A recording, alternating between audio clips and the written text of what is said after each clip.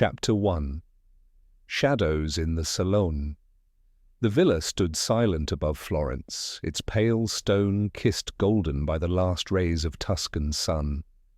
Cypress trees flanked the winding road like quiet sentinels, and terracotta rooftops stretched into the distance like a sleeping city beneath a spell. But within the walls of Villa Visconti, anticipation stirred. Inside, beneath frescoed ceilings and glittering chandeliers, Lady Eugenia Vestry Armstrong hosted a gathering of hand-picked elites, art dealers, aristocrats, scholars, and those who simply enjoyed the illusion of importance. The occasion? The long-awaited unveiling of the Cristo nel Labirinto, a Renaissance fresco recently discovered behind a false wall in the villa's sealed chamber. "It's said to contain a riddle," Lady Eugenia declared, her English accent clipped and commanding. A code embedded by the artist, Andrea del Sarto himself perhaps, meant to protect a secret, something the Medici wished to forget. Gasps followed her announcement. Several guests exchanged amused, intrigued glances. Among them stood Professor Luca Belandi, a Florentine art historian with hawk-like features and a reputation for arrogance. Beside him, Sylvie Marchand, a French cryptographer in a dove-grey dress, watched the fresco's draped curtain with cautious interest. The villa's lights dimmed dramatically, Lady Eugenia's idea of theatre. She raised her arm, "And now il momento." But the moment shattered. The lights flickered once, then again, and then darkness fell completely. A collective murmur rose. Somewhere, glass shattered. Footsteps echoed, hesitant. Then a scream, sharp, female. Moments later, the lights groaned back to life. Gasps rippled through the room. At the foot of the fresco's curtain lay a man, sprawled unnaturally across the marble. Professor Belandi was dead, and smeared across the edge of the fresco wall was blood. Chapter 2. A Death Before the Unveiling. For a moment the room held its breath, then came chaos. Lady Eugenia's face blanched as guests surged backward in horror, their shoes scraping across the marble floor. Sylvie Marchand had dropped to her knees beside Professor Belandi before anyone else could stop her. Her pale fingers trembled as they reached for his pulse, but her expression said everything before she spoke. "He's gone," she murmured, barely audible. "Mon Dieu," gasped a voice behind her. "So sudden." "Call the police," someone barked. A tall man in a tuxedo, Sir Anthony Galbraith, a British diplomat with old-world manners and a reputation for gambling, pulled a handkerchief from his pocket and stepped forward to cover the body's face, hesitating as he glanced at the blood trailing toward the fresco's edge. No one touched the curtain, not yet. Lady Eugenia's composure, long trained by decades in the upper crust of society, began to reassemble itself. "Everyone, please. No one is to leave the villa. I insist. We must await the authorities." Her voice, though quivering, carried the command of someone used to being obeyed. Near the back, a tall, wiry man with dark hair and olive skin stood silently against a column. He had not moved since the lights returned. His name was Marco di Rinaldi, an independent restorer and the man responsible for uncovering the fresco weeks earlier. His gaze remained fixed not on the body, but on the smudges of red at the base of the fresco's plasterwork. Beside him, Claudia Neri, Lady Eugenia's personal assistant, clutched a clipboard to her chest. Her young face was drained of colour. Footsteps approached, hurriedly. The villa's housekeeper, Signora Bottini, entered from the west corridor, cheeks flushed and breathing short. "Signora Eugenia, I heard—" "Dio mio!" Her voice caught as she spotted the body. "What has happened?" Lady Eugenia did not respond. Her eyes were fixed on the fresco. She had not moved toward it. None of them had. And that perhaps was the most curious thing. Half an hour later, the carabinieri had arrived, led by Commissario Lorenzo Vitale, a lean, sharp-nosed man who moved with clipped efficiency. He interviewed Lady Eugenia first, then turned his attention to the immediate witnesses, Sylvie, Sir Anthony, Marco, and Claudia, all one by one, scribbling furiously into his notebook. His English was good, though his tone suggested he viewed the villa's occupants as little more than wealthy dramatists prone to exaggeration. "You are certain the lights went out only for a minute?" he asked Sylvie. "Not even," she replied. "Perhaps 30 seconds. When they came back, he was already—" "And you saw no one move toward him?" "It was dark, Commissario. I heard footsteps. A glass broke. A woman screamed. Then the lights returned." Vitale grunted. "It was your scream?" She shook her head. "No." He turned. "Who screamed?" No one answered. In the background, officers cordoned off the salon and began photographing the scene. One officer tugged the curtain from the fresco slightly, but paused when the blood streak along the floor led directly beneath it. Vitale crouched beside the body and peeled back the lapel of Belandi's jacket. "Stab wound," he muttered. "No weapon found." "A knife?" Sir Anthony asked, hovering. "Likely. Quick. Clean. He wouldn't have lasted more than seconds." "A deliberate murder, then?" murmured Claudia. Her voice was quiet, but her eyes betrayed a deeper fear than shock.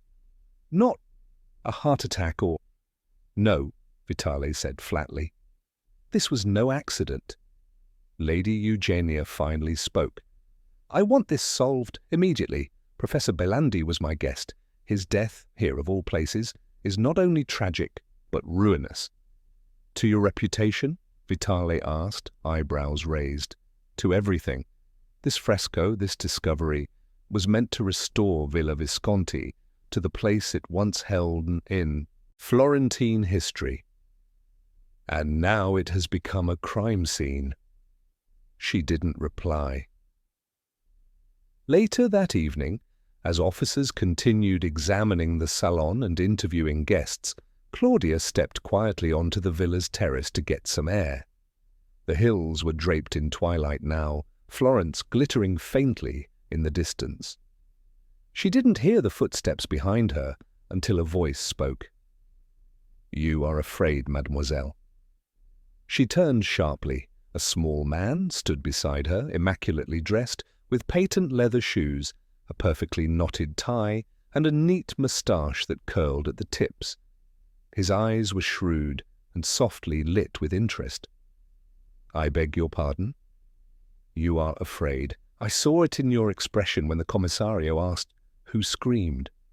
She stiffened. "Who are you?" The man gave a slight bow. "Forgive me. My name is Hercule Poirot." Claudia stared. "The detective? You were one of the guests?" "Ah, no, but I was invited nonetheless. I arrived late, as fate would have it, just as the power returned. I stood by the far vestibule."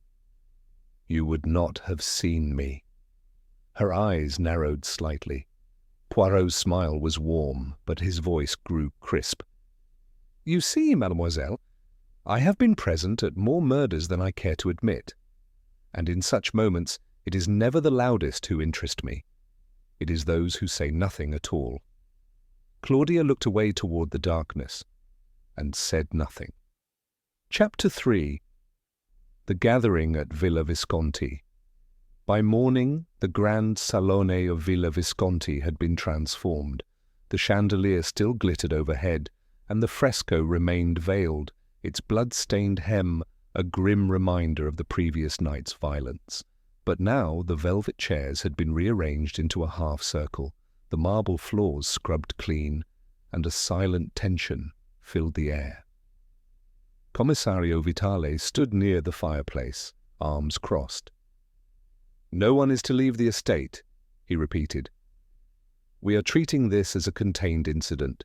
Until further notice, this villa is closed to the outside world." Hercule Poirot, now comfortably installed in a brocade armchair, regarded the group of assembled guests with polite scrutiny. Though the police were technically in charge, it was evident Vitale had begrudgingly accepted the presence of the famous Belgian detective. Lady Eugenia stood erect, eyes hollow but unyielding. Her assistant, Claudia Neri, hovered just behind her shoulder, lips pressed into a thin line. Sir Anthony Galbraith leaned against the grand piano, looking more annoyed than distressed.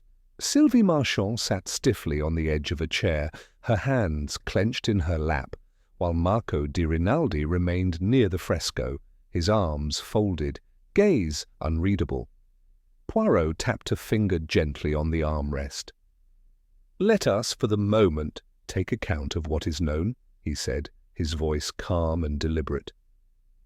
"A man is dead. Murdered during a brief blackout. In a room full of people." Vitale interjected. "And no one saw anything?" "Precisely," said Poirot, nodding. "Which means, mes amis, someone here is lying, or many." A rustle of discomfort passed through the room. Marco gave a quiet, sardonic laugh. "You make it sound like a game, Monsieur Poirot." "But it is a game," Poirot replied smoothly. "A deadly one, yes, but a game of logic, deception, and above all, psychology." Lady Eugenia cleared her throat. This gathering, what is its purpose exactly?" "To observe," Poirot said, his gaze sweeping across the group. "To understand, to listen." Vitale folded his arms. "We have already taken statements." "Statements, yes, but not reactions." Poirot tilted his head. "Forgive me, but the truth often hides not in words, but in the spaces between them." There was silence. Poirot continued, his voice quiet but cutting. "Each of you knew Professor Belandi. Each of you had a reason to be here, for the unveiling of a fresco said to contain a secret some would kill to protect or possess." Sylvie shifted in her seat. "You believe this was not personal?" Poirot raised a brow. "On the contrary, all murders are personal, even those that appear not to be." Sir Anthony scoffed. "Belandi was pompous, yes, but hardly worth stabbing over." "Were you friendly with him?" Poirot asked. "I played chess with him once. He cheated, then insisted I had." Claudia spoke up unexpectedly. "He was arrogant. He treated everyone beneath him. He even mocked Marco's restoration methods, said they were flawed and derivative." Marco shrugged. "He was right about one thing. The fresco is not entirely Del Sarto's work. It's been repainted, maybe twice. Someone wanted to hide something, yes, but not the way Belandi claimed." Poirot's eyes narrowed. "What did he claim?" "That the fresco contained a cipher, coordinates. Belandi was obsessed with the idea that it pointed to a hidden Medici vault." "Absurd," Lady Eugenia muttered. "He was a fantasist, but he brought attention to the villa. I tolerated him." "And yet," Poirot murmured, "he is now dead, before he could share the final interpretation of the fresco." A cold breeze seemed to pass through the room, though no window was open. Vitale broke the silence. "Until we have physical evidence, fingerprints, the weapon, this is all speculation." Poirot rose slowly. "And yet speculation, guided by observation, leads to truth." He turned to the group. "One of you screamed when the lights went out. One of you moved through that darkness with a blade. One of you knows precisely what was hidden in that fresco, and what Professor Belandi intended to reveal." He walked toward the covered artwork. "Until we know what lies beneath this curtain," he said, resting a hand on its edge, "we cannot know why a man died." Lady Eugenia's voice trembled, barely audible. "Then unveil it, Monsieur Poirot. Let us see what death has tried to silence." Chapter 4. The Unveiling of Secrets. The morning light filtered softly through the arched windows, bathing the salone in a pale glow that seemed to mute the tension pressing on every guest's shoulders. As Hercule Poirot stepped closer to the veiled fresco, a hush fell across the room. His fingers, as precise as a surgeon's, gently lifted the edge of the heavy velvet curtain. There was a moment of stillness, as though the room itself held its breath. Then with one smooth motion he drew it back. The fresco emerged slowly, revealing a central figure of Christ, robed in blue and gold, standing at the heart of an elaborate circular labyrinth. Around the edges, faded but visible, were strange symbols, geometric patterns, Latin phrases, and astrological signs. What had once been vibrant was now ghostly, weathered by time and touch. No one spoke. Then Sylvie broke the silence, stepping forward, eyes narrowed. "The labyrinth is not just symbolic," she said, almost to herself. "It's encoded." Marco gave a tight nod. "We found inconsistencies in the fresco's underlayers. The outer ring was painted over. The brushwork doesn't match Del Sarto's hand." Sir Anthony leaned in slightly. "What does it say? Or rather, what did Belandi think it said?" Claudia answered. "He believed it led a hidden passage beneath the villa. He was obsessed with an old Medici manuscript, La Chiave Celata. He thought this fresco was the key." "Was he correct?" Poirot asked gently. Marco hesitated. "I don't know. Perhaps the layout does match a kind of navigational cipher, but Belandi kept most of his notes to himself. He didn't trust anyone." Poirot turned to Claudia. "You worked closely with Lady Eugenia. Did you have access to Belandi's research?" Her lips parted, then closed again. "Number?" "He guarded his documents fiercely. Even Lady Eugenia grew frustrated with him."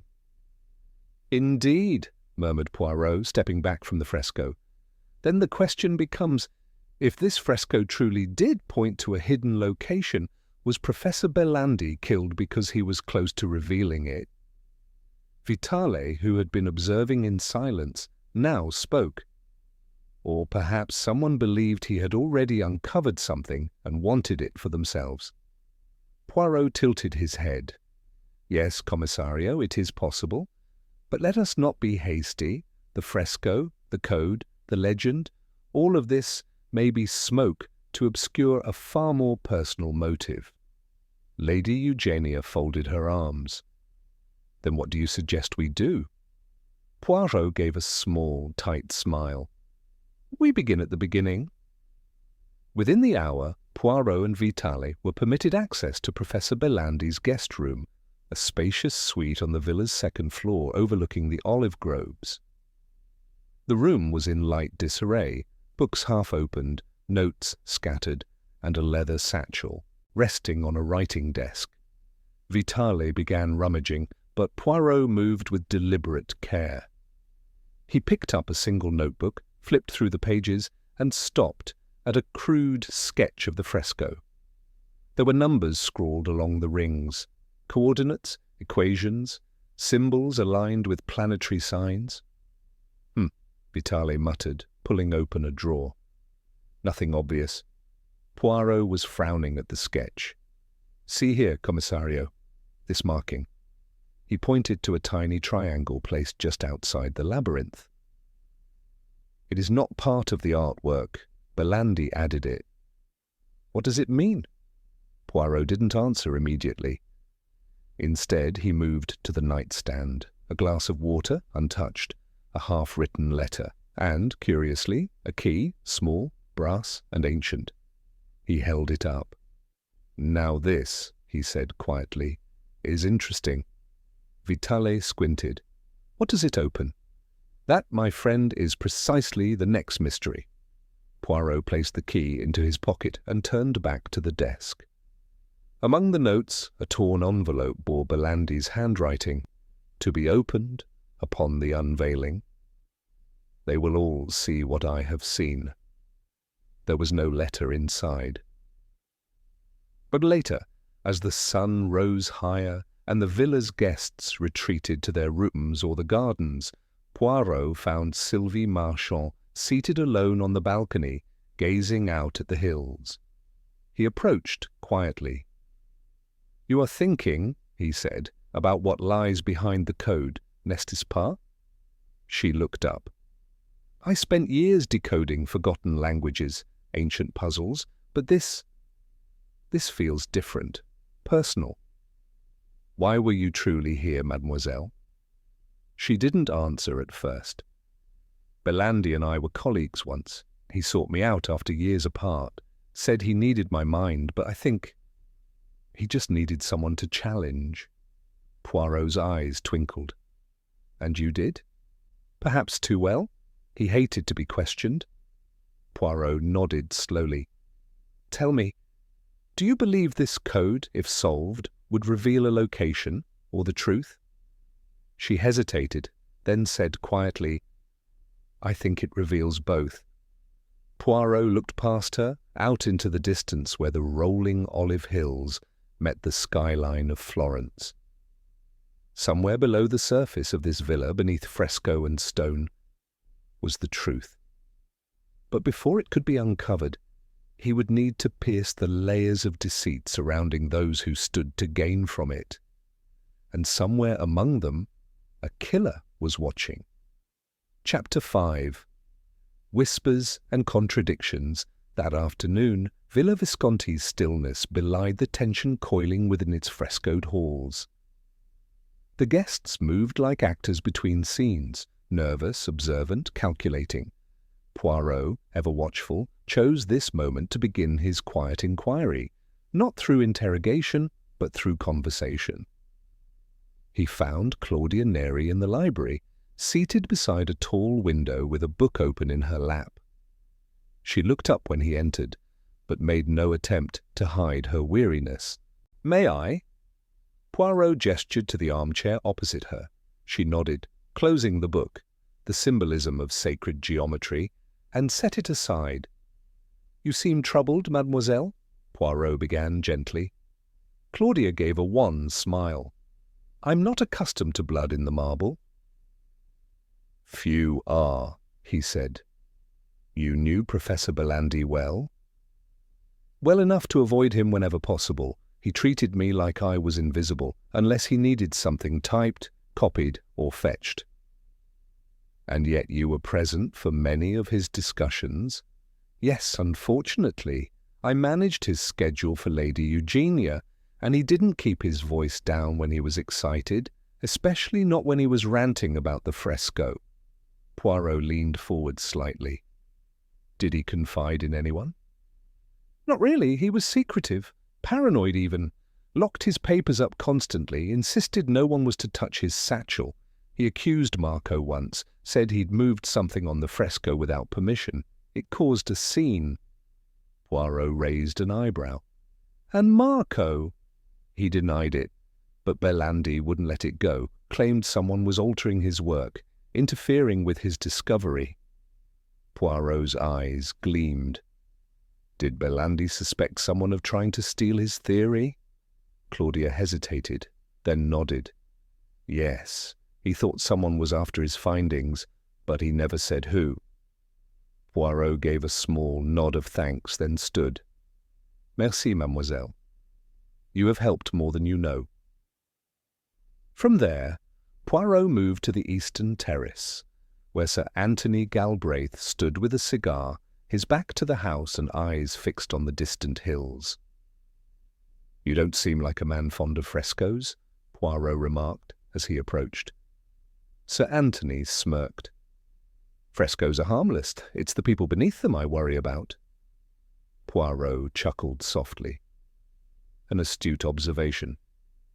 May I ask, you were near the back of the room when the lights went out, were you not?" "Near the piano, yes." "Did you hear anything? A movement? A voice?" Sir Anthony tapped ash from his cigar. "Plenty of rustling, some nervous shifting. I couldn't see a damn thing, but—" He paused. "I did hear Belandi say something, just before the scream." Poirot straightened. What did he say? It was low, muted, but I swear I heard him whisper no like a warning. Or surprise. Interesting, Poirot murmured.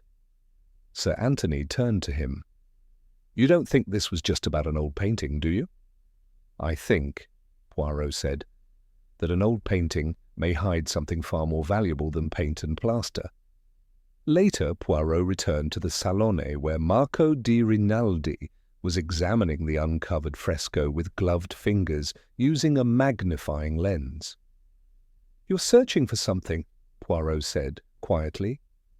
Marco didn't look up.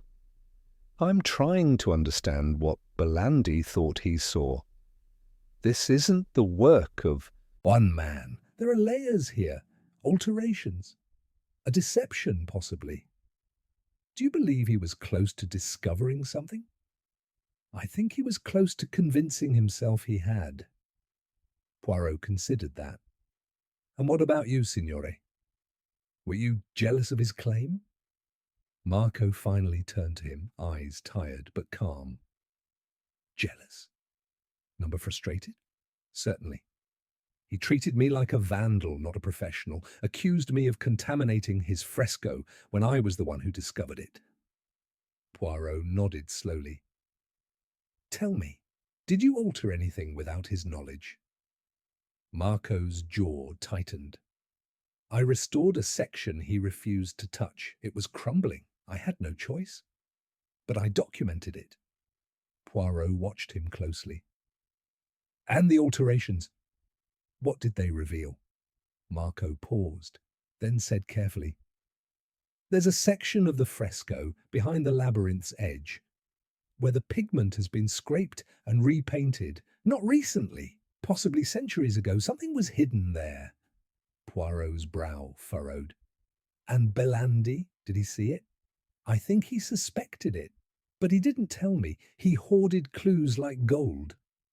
Poirot offered a small, polite smile. Perhaps, monsieur, because he knew the moment he revealed them, he would no longer be the only one with the map. As dusk began to fall, Poirot returned to his room, notebook in hand, reviewing his thoughts. Belandi was secretive. Someone had a motive to stop his revelation. The scream, the darkness, the missing letter, all orchestrated. Then he remembered the key, the ancient brass one he had pocketed from Belandi's room. He took it out, examining its teeth again, too small for a drawer, too ornate for a modern lock. He walked slowly to the bookshelf in his room and tested the key on the antique writing desk. Nothing. But just beneath it was a curious trunk, leather-bound, dusty, with a brass lock. He inserted the key. It turned with a soft click. Inside, wrapped in silk, were several sheets of aged parchment, and atop them, a single piece of paper in Belandi's handwriting. If I do not survive the unveiling, it means someone fears the truth hidden in this villa. I was close, closer than anyone knows. Trust no one. The answer lies not only in the fresco, but beneath it. Poirot folded the letter with care. Beneath it? He closed the trunk and stood in silence, his mind already working. The killer had been near, very near, close enough to strike under the cover of darkness. And now, they might strike again. Chapter 6. The Map Beneath the Paint. That night, the villa seemed to breathe differently. Its ancient stones groaned softly with the shifting wind, and even the olive trees outside rustled with a restless rhythm. Poirot, however, slept lightly and rose before the sun. There were answers hidden beneath centuries of plaster, and the time had come to dig deeper, literally. By 7 o'clock, he was in the salone, where Marco di Rinaldi was already setting up scaffolding beside the fresco. You work early, monsieur, Poirot said, stepping inside, his footsteps echoing against the cool marble. Marco looked over his shoulder. I couldn't sleep. Belandi's death. It left too many questions, so I thought I'd revisit the section we argued about. The lower left quadrant? Poirot asked. Marco's brow lifted slightly. How did you— I have eyes and ears, and an understanding of pride, Poirot said with a faint smile. That is the portion you restored against Belandi's objections, yes? Marco nodded. He thought it was irrelevant, but I disagreed. Look closely. See the discoloration? He pointed to a segment just beyond the edge of the labyrinth, where faded vines curled around the painted archway. The pigment had a faintly different sheen, the lines sharper than their surroundings. Beneath this layer, Marco said, I believe there's another image, something older, covered up, perhaps deliberately. Poirot folded his arms. Can it be removed safely? Slowly, with care. I can begin right away. Then do so, but carefully, s'il vous plaît. As Marco prepared his tools, Poirot stepped back, watching with narrowed eyes. He wasn't just observing the fresco, he was watching Marco himself, his posture, his hands, his intent. For now, Marco seemed focused only on the art. A few minutes later, Sylvie Marchand entered quietly. "You're already at work?" she asked, moving to Poirot's side. "We are searching for a buried truth," Poirot replied. "One that Belandi may have died to uncover." She crossed her arms, studying the wall. "Do you really think this has something to do with the Medici?" "Perhaps, or perhaps the Medici were merely a distraction, useful misdirection." "You don't believe the legend?" Poirot turned to her. "I believe that legends grow around secrets, and secrets," he said softly, "are often worth killing for." By mid-morning, Claudia Neri brought word that Lady Eugenia had requested Poirot's presence in the music room. He found her seated at the grand piano, dressed impeccably in mourning black, though her hair and jewels remained perfectly arranged. "I understand you've been busy," she said without looking up. "As have you, madame, arranging press releases, no doubt?" Her expression flickered. "My reputation must survive this, Monsieur Poirot. The death of a guest is tragic, yes, but the scandal will not be what defines this villa." Poirot gave a soft, "And yet the scandal may prove key to restoring its legacy, if indeed there is truth behind the fresco's secret."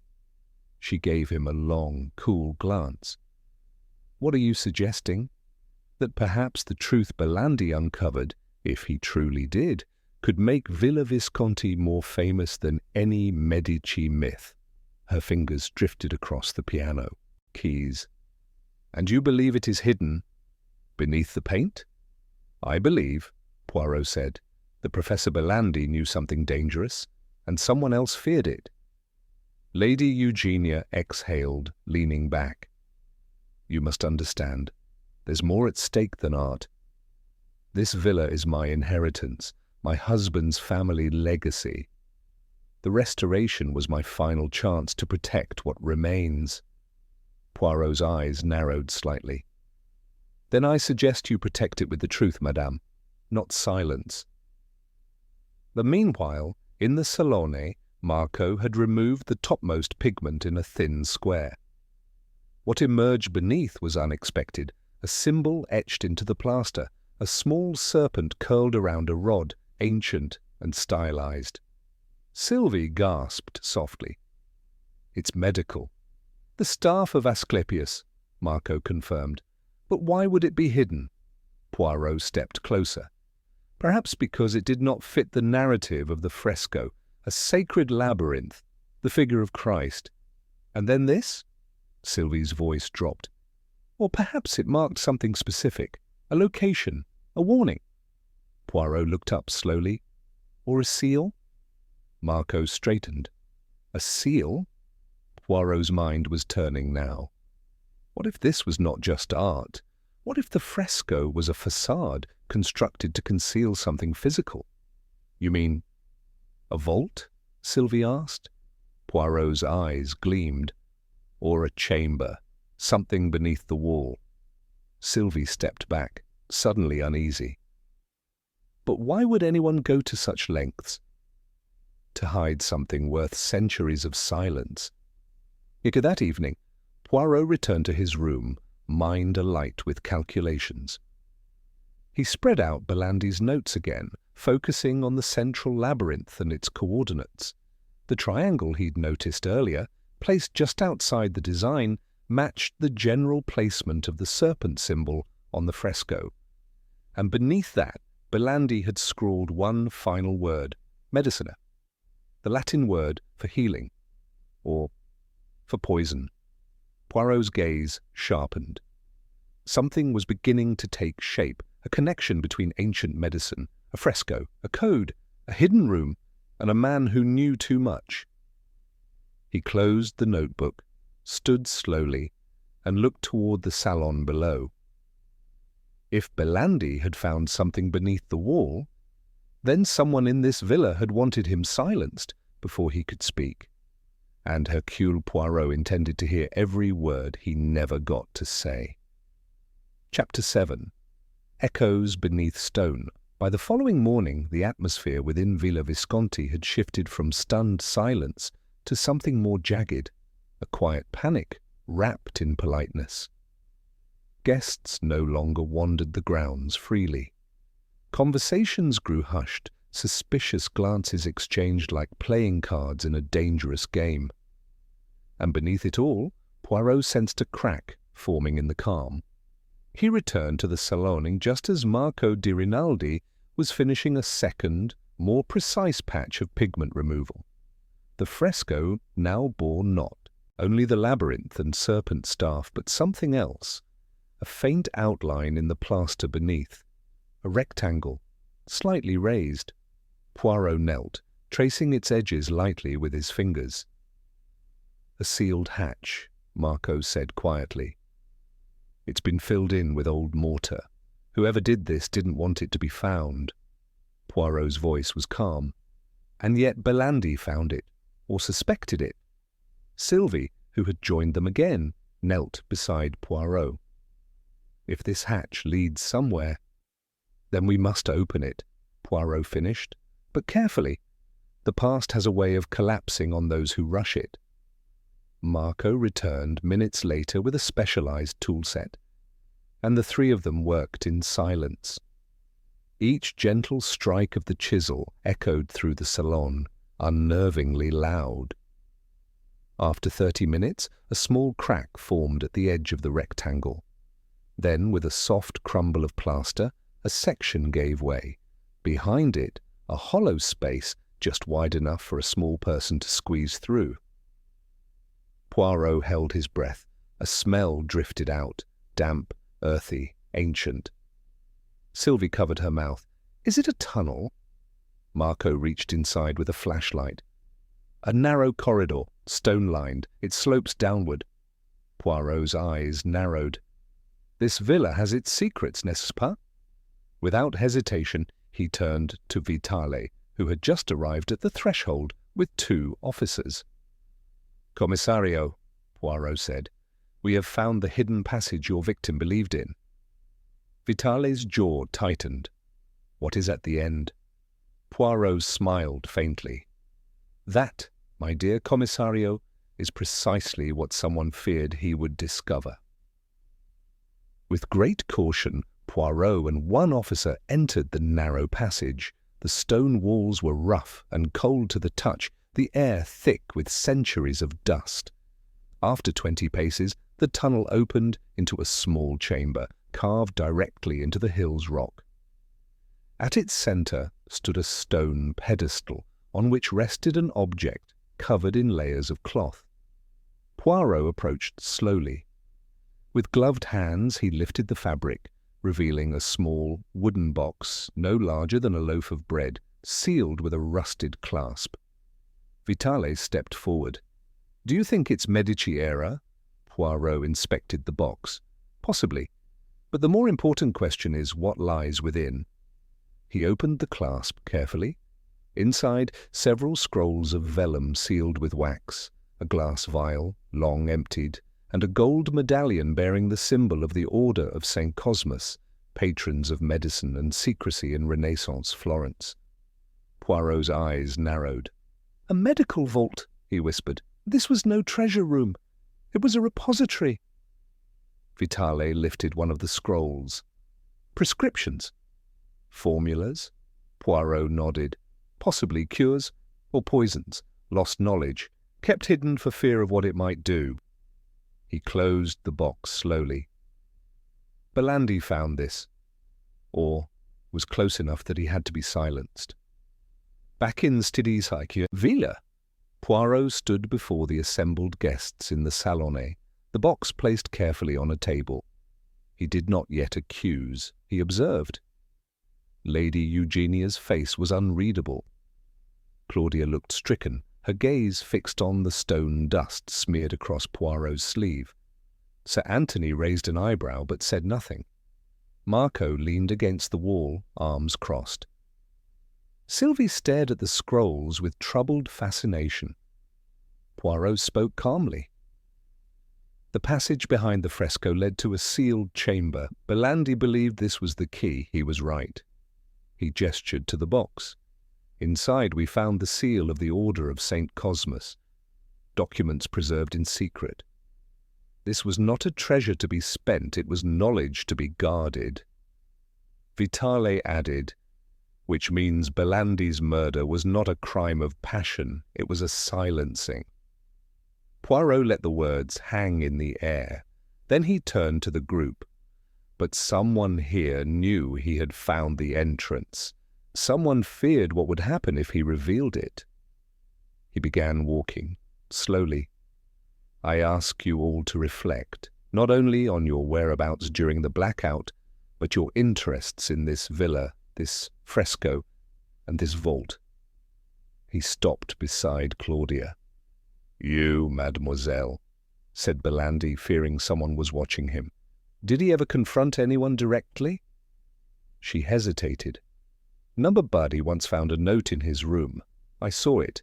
It read, 'Silence is safer than legacy.' He thought it was a threat." Poirot turned to Lady Eugenia. "Did you know about this?" Her jaw tightened. "I knew he was growing paranoid. He spoke of enemies in whispers. I thought it was theatrical." Poirot's expression did not change, but something behind his eyes sharpened. He looked at the fresco one more time. "The truth is rising, mes amis, and the killer is beginning to feel the walls close in." Chapter 8. The First Fracture. That evening, Villa Visconti simmered with barely concealed suspicion. Whispers flitted like shadows through its gilded corridors, and the guests, once united by art and academia, now glanced at one another with quiet calculation.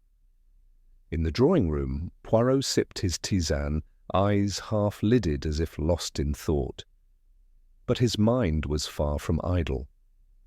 He observed everything, the tremor in Claudia's hand as she poured tea, the stiffness in Lady Eugenia's posture, the way Sir Anthony's fingers drummed too rhythmically against his knee. They were cracking, each in their own way. A soft knock interrupted his thoughts. It was Sylvie Marchand. "May I speak with you?" she asked, glancing nervously down the hall. Poirot nodded and motioned her inside. She shut the door behind her and took a seat opposite him, her fingers interlocked so tightly the knuckles blanched. "There's something I didn't tell you," she began. "About Belandi." Poirot leaned forward slightly. "Go on." 2 nights before the unveiling, I found him in the alone. It was past midnight. He was pacing, rambling about the serpent's path and something he called the cure for the damned. Poirot's brow lifted. "And what did you make of this?" "I thought he'd finally tipped into obsession. But then—" She hesitated, lowering her voice.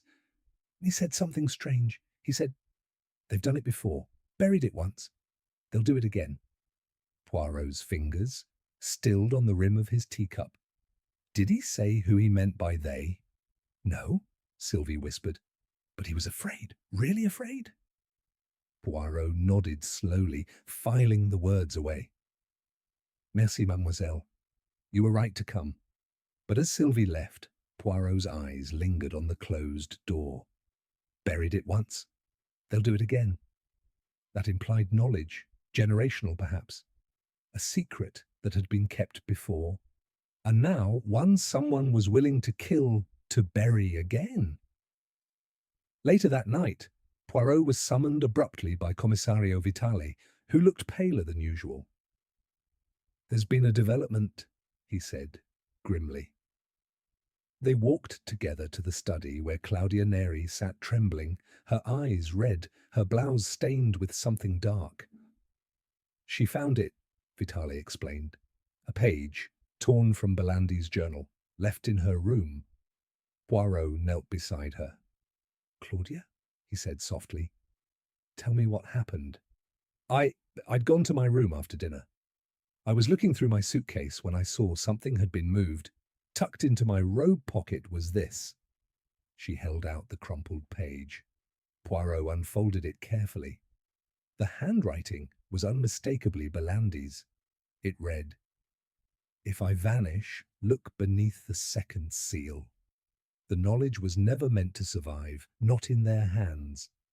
And then, underneath, a sketch, almost childlike, of the same serpent-wrapped staff with a second medallion beneath it. Poirot looked at Claudia. Did anyone see you find this? She hesitated. I think someone has been in my room. The window was slightly open. I never leave it that way. Vitale rubbed his temples. Whoever left this is either warning her or trying to frame her. Poirot stood. Either way, this note changes everything. There is not one seal, but two. Vitale frowned. You think there's another chamber? Poirot nodded slowly. It would explain Belandi's last moments. He believed he'd only uncovered part of the truth. And someone else knew it. By the next morning, the tension had crystallized. At breakfast, no one spoke much. Claudia sat at the far end of the table, avoiding everyone's eyes. Sylvie picked at her food. Sir Anthony looked bored, but his gaze darted toward Marco frequently. And Lady Eugenia, even the hostess, kept her mask fixed in place, though her hands clutched her coffee cup too tightly. Poirot rose from his seat and cleared his throat. If I may, he said, voice calm but commanding, I propose a walk to clear our thoughts. The air will do us good. Vitale raised an eyebrow but did not object. The guests, as if grateful for a reason to escape the charged silence, agreed. They walked the olive path behind the villa, winding through rows of gnarled trees under the Tuscan sun. Poirot, of course, had no intention of enjoying the view. He used the walk to watch, to listen. And as they rounded a bend, he noted a curious thing. Lady Eugenia and Sir Anthony, who had rarely exchanged more than polite words, had now fallen behind the group, walking together in hushed tones. Poirot slowed slightly, just within earshot. He's getting too close, Lady Eugenia was saying. We cannot afford— I told you, Sir Anthony interrupted. If you'd listened to me from the beginning. Their voices dropped. Poirot's brow furrowed. An alliance? Moments later, they rejoined the others, all smiles. But Poirot had heard enough. The fractures were beginning to show, loyalties were shifting, and somewhere beneath their words lay the name of a murderer. Chapter 9. The Second Seal. That afternoon, a palpable tension hung over Villa Visconti. Doors creaked as if listening. Marble floors carried the footsteps of secrets, and even the fresco, once the crown jewel of the villa, seemed to watch its spectators warily. Hercule Poirot stood once again before the faded mural, his eyes scanning the intricate design with renewed purpose. The note left in Claudia's room had made something clear. What they had uncovered was only the beginning.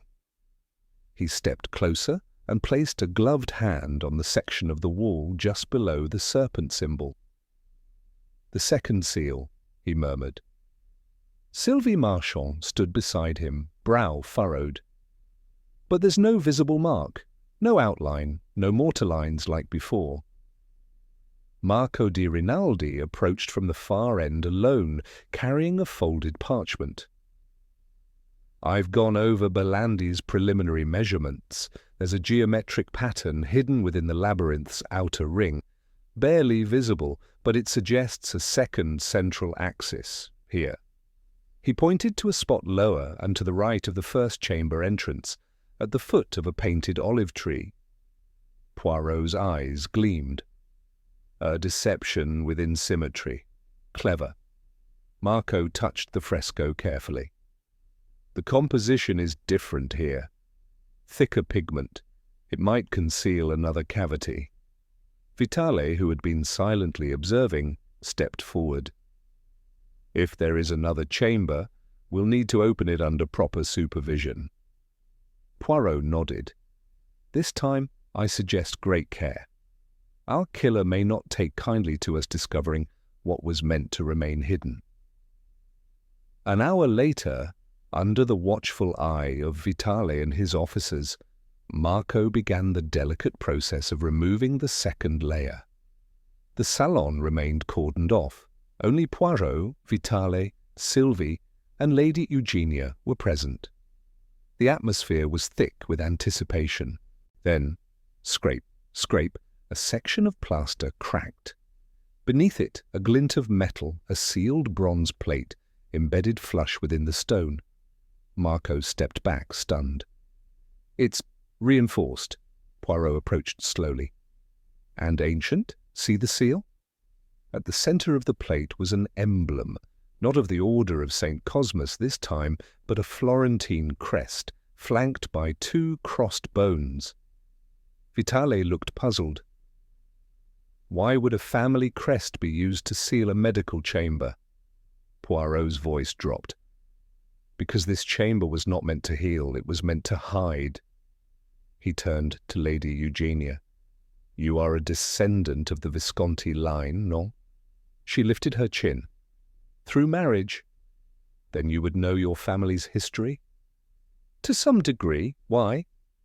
Poirot gestured toward the bronze plate. "Because your ancestors once housed a secret so dangerous they sealed it behind 2 layers of history."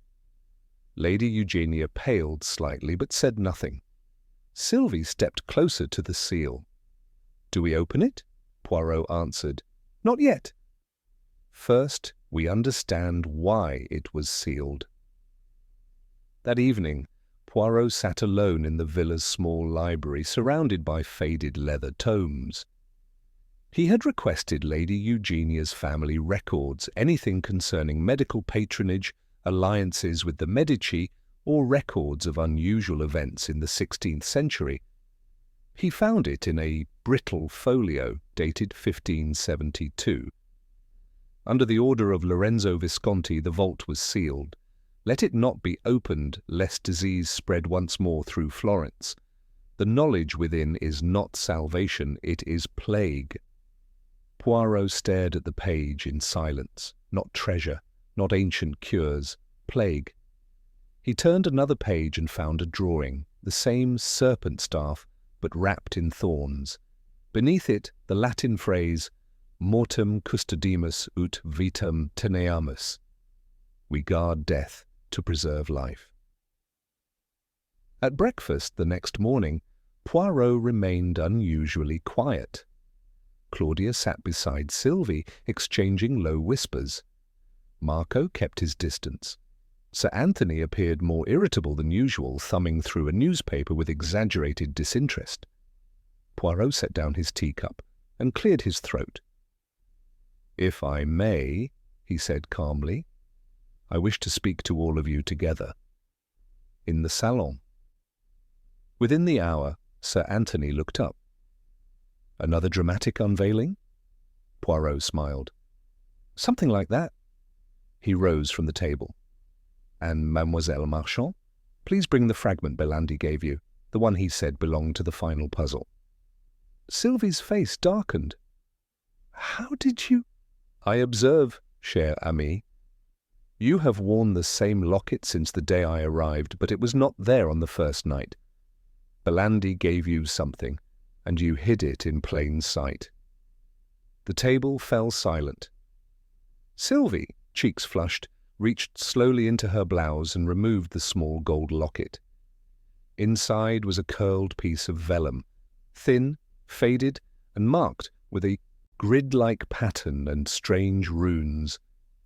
I didn't know what it meant, she whispered. He said, if anything happened to him, give it to someone I trust. Poirot took it gently.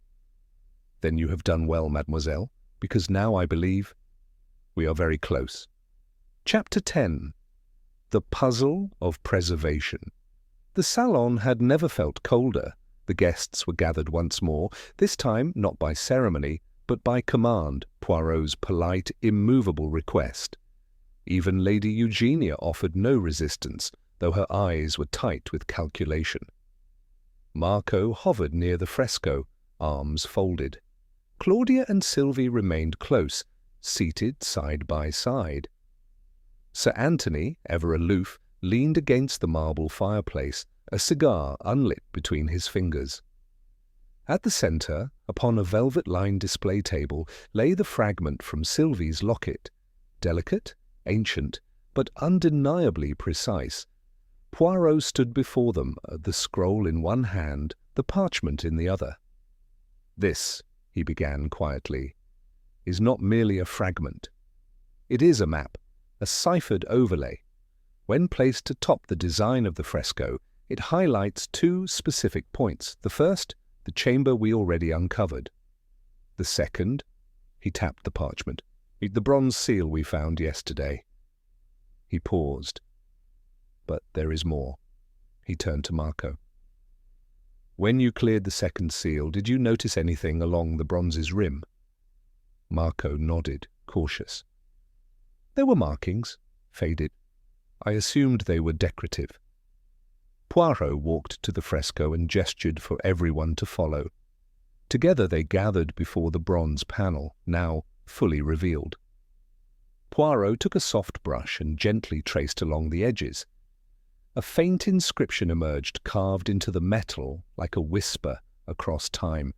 Custodite illud in tenebris, non tangatur nisi necessarium. Claudia translated aloud. Guard it in darkness, touch only if necessary. Poirot nodded. This was not merely a vault, it was a quarantine. The silence was immediate. A medical vault? Sir Anthony scoffed. What, you think there's a vial of plague hidden behind this wall? Poirot's voice did not rise. Not plague in the medieval sense, but perhaps something far more advanced for its time. A formula, a concept, a truth Florence was not ready to bear. Lady Eugenia's voice cut through the air. And why would someone kill for that now? This is the 21st century, not the Renaissance. Poirot turned slowly toward her. Because the danger lies not in its age, madame, but in its power. Imagine a cure, or a poison. Imagine if Belandi deciphered the formula behind one of these scrolls. He gestured to the box recovered from the first chamber. He claimed to have translated part of it. He believed it connected to a treatment centuries ahead of its time.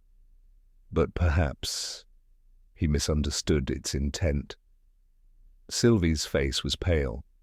He told me it would rewrite everything we knew about medicine, that modern science would be forced to start over. Marco inhaled sharply. You think the person who killed him wanted to suppress it? Poirot didn't answer immediately. He walked back to the fresco, then turned. I believe someone feared what would happen if the seal was broken, and that same person tried to make Belandi's death look like opportunistic violence, a passing blackout, a hidden knife, all carefully arranged to seem accidental, except it was far from it. Vitale stepped forward. And now that person is watching closely, perhaps hoping we stop short of opening the second vault. Poirot nodded. That is why, he said slowly. We do not open it, yet. Not until I understood everything Belandi discovered. And not until I know precisely who wanted him silenced. He paused, then added, because I believe the killer is someone in this room. After the gathering dispersed, Poirot returned to the library with Sylvie's fragment. He worked alone, poring over Belandi's notebooks, his coded translations, and sketches. The fresco wasn't merely decorative, it was designed as a conceptual lock, with each symbolic element tied to a medical allegory. The maze as human bloodstream, the olive tree as the immune system, the serpent staff as healing and as poison. He pulled out the scroll from the chamber's box again. It was written in a fusion of Latin and Arabic, a hybrid language of early alchemical texts. His eyes settled on a phrase that repeated across multiple lines, vita sub mensura, mors in excessu, life in balance, death in excess.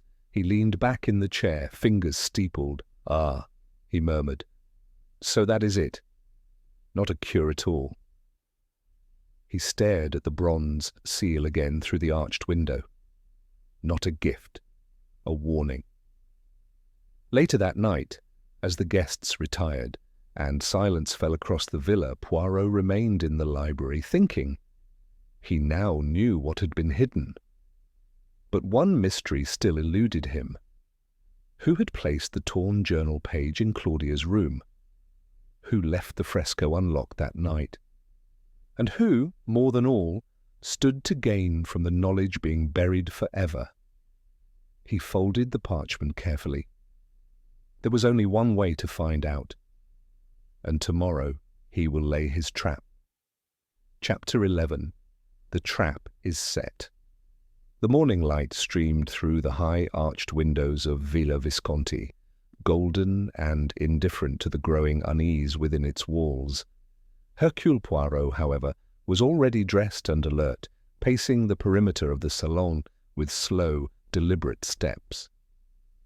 The fresco loomed behind him, its serene surface now the gateway to two hidden chambers, one revealed, the other sealed and ominous. He paused before the bronze plate, then turned toward Commissario Vitale, who stood near the entrance with arms crossed. "It is time, mon ami," Poirot said. "Today we press against the mind of our murderer." Vitale arched an eyebrow. "You intend to provoke them?" "Not provoke, reveal, but it will require delicacy. You will assist me, yes?" Vitale sighed.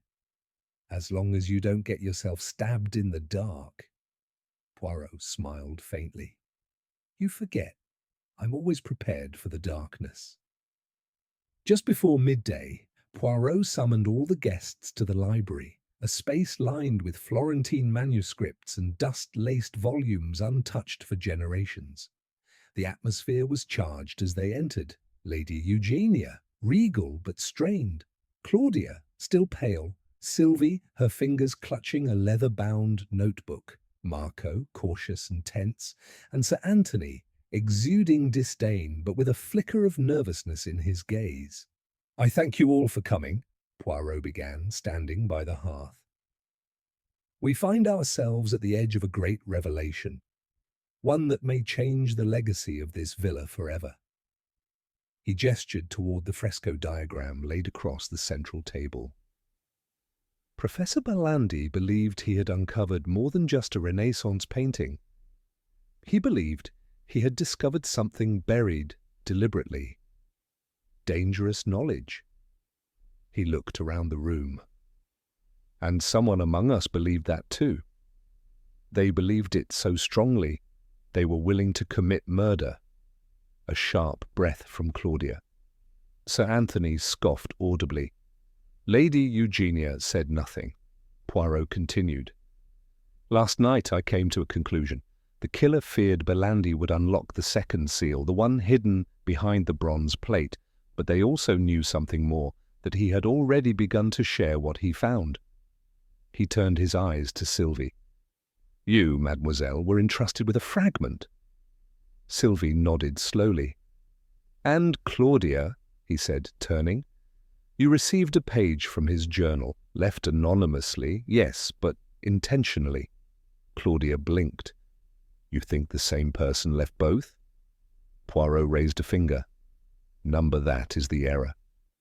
The journal page was not left by the killer.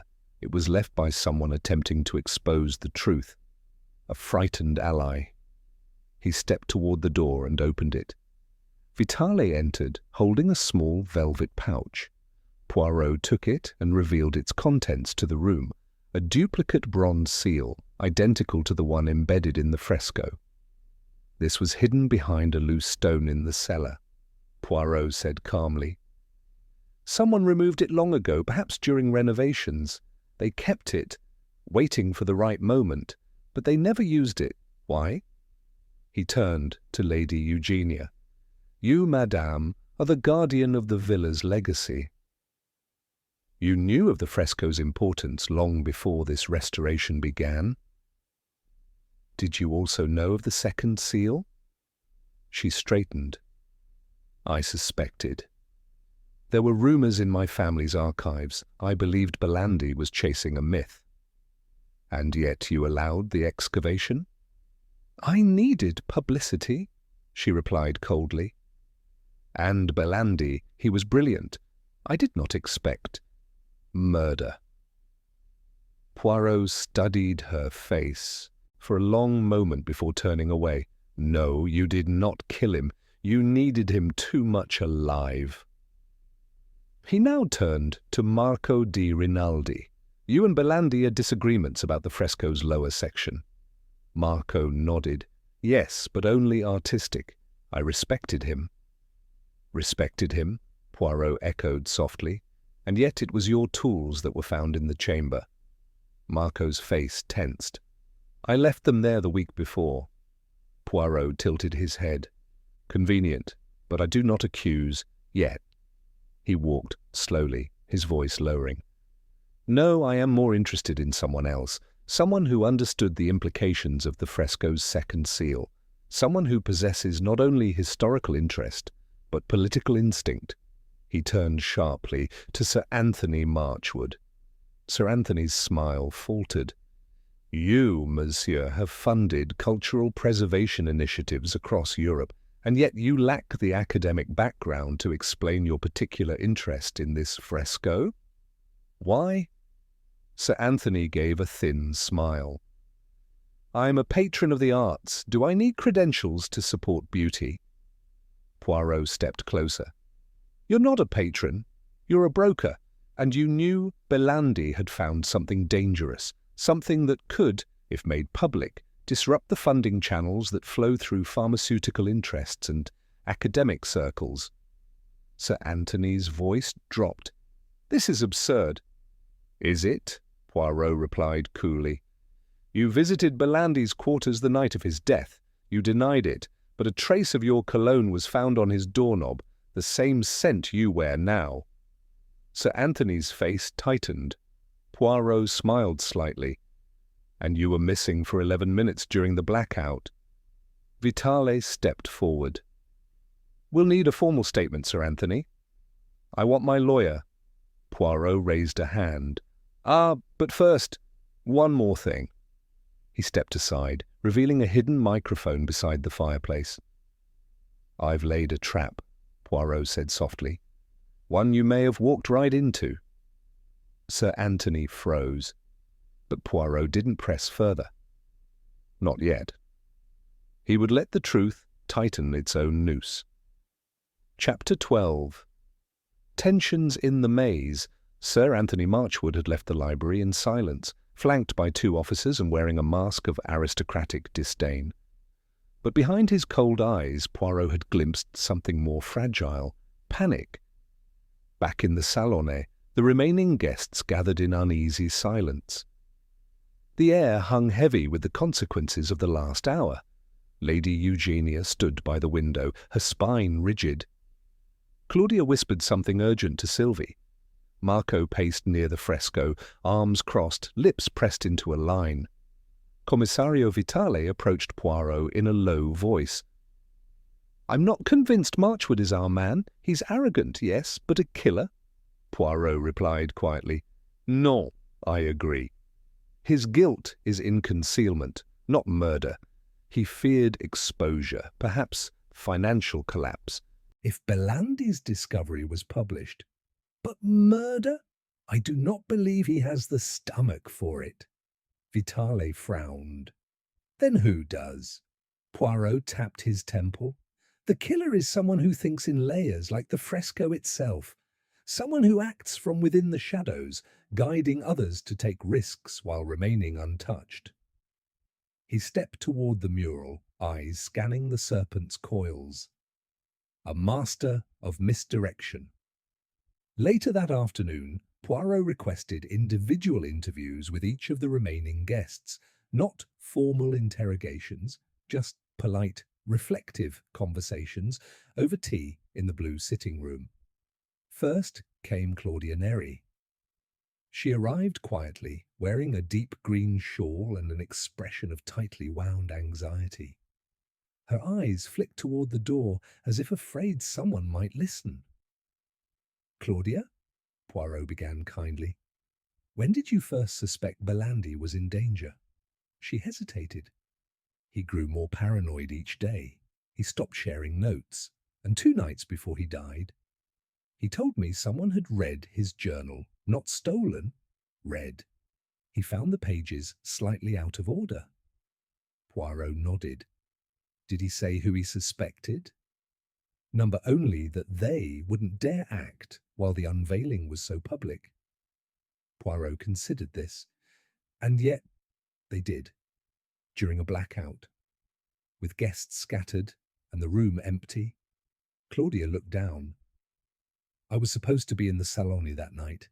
He had asked me to meet him, but I didn't go. I got nervous." "A lucky decision," Poirot said gently. "Or perhaps a suspicious one." Her head jerked up, hurt flashing in her eyes. "I'm not accusing, mademoiselle," Poirot said quickly. "Only observing someone manipulated the timing that night. I intend to discover who." Next was Marco di Rinaldi. He entered with the confidence of a man used to criticism and pressure. Yet there was a certain defensiveness in his posture now. "I assume this is about Marchwood?"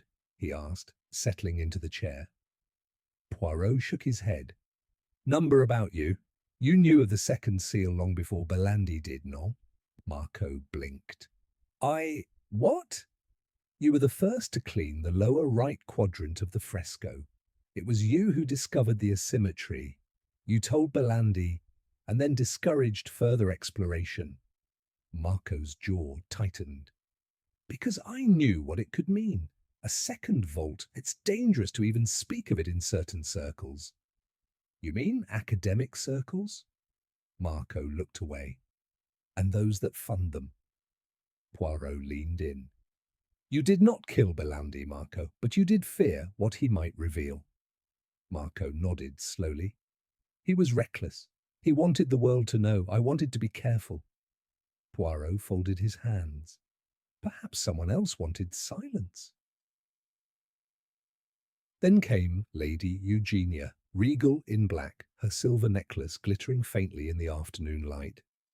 "I assume you've come to accuse me next," she said dryly, sitting without invitation.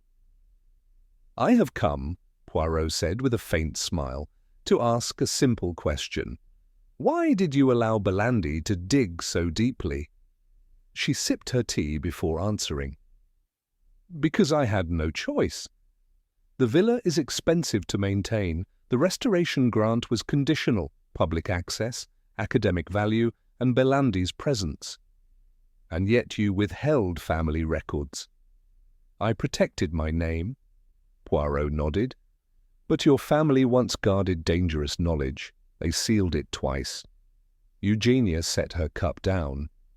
Perhaps some knowledge is better entombed. Poirot's gaze sharpened.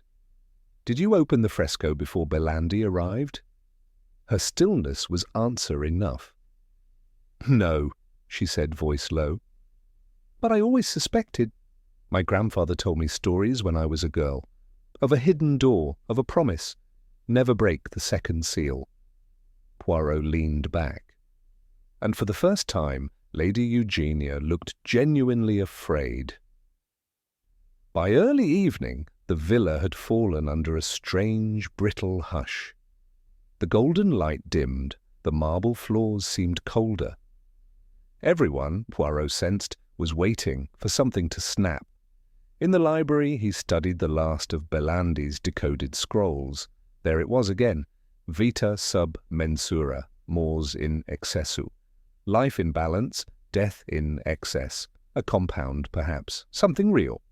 But its purpose was irrelevant now, because the real mystery was not what had been hidden, but who would kill to keep it that way. And Poirot was ready to find out. Tomorrow he will break the fresco's second seal, and someone would try to stop him. Chapter 13. A whisper behind the wall. At precisely 9 o'clock the next morning, Hercule Poirot stood before the bronze seal embedded in the fresco, the entire villa watching him as though he held the key to ancient prophecy. Lady Eugenia stood at the threshold of the salone, arms folded, her expression unreadable. Claudia hovered just behind Sylvie, both women anxious, while Marco paced silently across the edge of the mural space. Commissario Vitale had stationed 2 officers discreetly near the entrance, though their uniforms did little to ease the weight in the air. Poirot turned to Marco. "You are prepared, monsieur?" Marco nodded grimly, a canvas tool pouch slung across his shoulder. "Then let us begin." The first strike was delicate. Marco gently chipped away the final rim of plaster that held the bronze flush to the stone. A faint metallic vibration echoed into the walls as if the villa itself recoiled from what was to come. After several minutes, the outer plate loosened with a low groan, revealing a circular depression behind it, lined in stone, an opening no larger than a crawl space. Sylvie leaned forward. "There's something carved on the inside." Poirot stepped closer, reading the inscription just above the stone lip. Quod intus. Dormit, non sit motum. Let what sleeps within not be disturbed. Vitale exhaled through his teeth. "Still want to open it?" Poirot's voice was calm. "It is already open, mon ami. The moment Belandi deciphered the fresco, the seal was broken in spirit. Now we must follow through." Marco carefully inserted a torch and shone it down the narrow passage. "There's a slope," he murmured. "Stair-like ridges cut into the stone. It leads down maybe 10, 12 feet. Poirot nodded.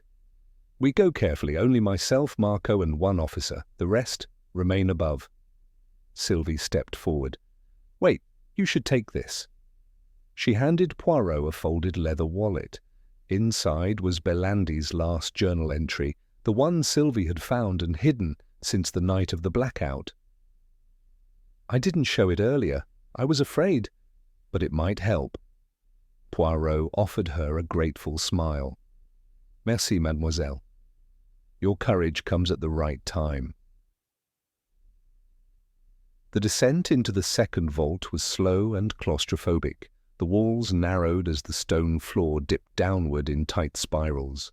Poirot moved with care, the torchlight casting eerie shadows over carvings that grew stranger with each step. Intertwined human and serpentine forms, vines blooming from open mouths, and a fresco of a dying man with golden light streaming from his chest. At last, the passage opened into a small circular chamber. Marco gasped softly. "Dio!" The walls were lined with alcoves, each containing clay vessels, scrolls sealed in beeswax, and a centerpiece. An iron-bound chest on a pedestal, marked with the crest of the Visconti family, entwined with the symbol of the caduceus. Poirot stepped forward, the torch in one hand, Belandi's journal in the other. The final resting place of knowledge is too dangerous to live above ground, he murmured. Vitale's officer moved to inspect the scrolls, but Poirot stopped him. Touch nothing, not yet. He turned to Marco. This is what Belandi died for, not a cure, but proof of an ancient attempt to alter the human body, enhance it perhaps, or suppress it, a Renaissance experiment in control, chemical, alchemical, even psychological. Marco swallowed. What now? Poirot straightened. We will seal it again. Marco looked stunned. Seal it? After everything? Poirot nodded. We document it, photograph it. But the vault remains closed until international authorities decide its fate. He turned to the officer. Ensure the passage remains guarded. No one enters without approval. As they climbed back into the salone, the sun now casting long golden slants across the fresco, Poirot found Lady Eugenia waiting. Well? She asked. Poirot met her gaze evenly. Your ancestors feared what lay beneath. Their fear was not unfounded. She inclined her head slowly. And do you? Poirot offered a faint smile. I fear ignorance more than I fear knowledge, but knowledge must be tempered. Before she could reply, a scream rang out from the corridor. It was Claudia. Poirot rushed out, Vitale at his side. They found her just beyond the library door, shaking, pointing at the floor. There, shattered into pieces, was a glass vial, its amber contents pooling onto the marble. A scent, sharp and strangely metallic, filled the air. I was walking, Claudia stammered. Someone brushed past me. The vial fell from their coat. They ran. Vitale knelt.